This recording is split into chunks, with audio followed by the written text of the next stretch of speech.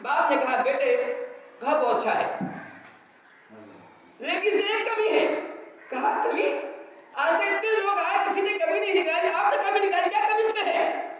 कहा कमी ये है कि घर नापायदार है, अभी तो बनाने वाला वो भी नापायदार है, बनाने वाला वो भी नापायदार है, जो घर है वो नापायदार है। बेटा भी अक्लमंद था, आज जैसा बेटा नहीं था, बदतमीज नहीं था, उसके दिल में ज़ावा दिल था, दिल में रहम करने वाला दिल था, बाप पर गुस्सा नहीं हुआ। और चूंकि आज हमारा बाप अलग है, हमारे दिल में कसावत आ गई है, सख्ती आ गई है, हमारा दिल पत्थर का ऐसा हो गया है, लेकिन उनका दिल सख्त नहीं था। कहा वाकई ये दिल, ये घर नापायदार है। क्या मैं नापायदार हूँ? क्या मेरी जिंदगी की वैल्यू नहीं है? क्या हम मर जाएंगे? क्या हम खत्म हो जाएंगे? क्या ये घर खत्म हो जाएगा?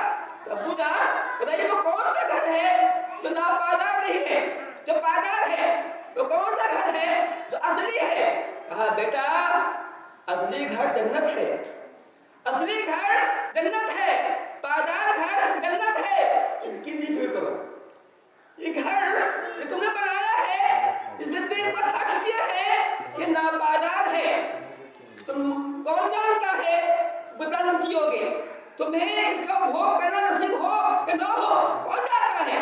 किसे मालूम है? उसकी भी करो।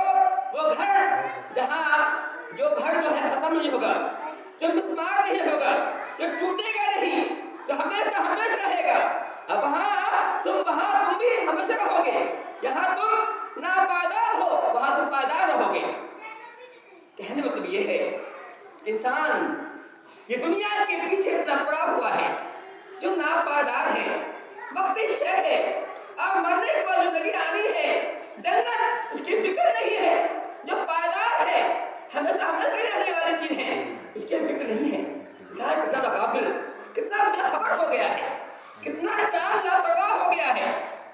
अल्लाह ने फरमाया साबिकू इलल खैरात, कि ऐ लोगों नेक काम में जल्दी करो, ऐ लोगों अच्छे काम में जल्दी करो, ऐ लोगों कार्य खैर जल्दी करो, ऐ लोगों वो चीज जो असली है, दायमी है, उसको पाने में जल्दी करो।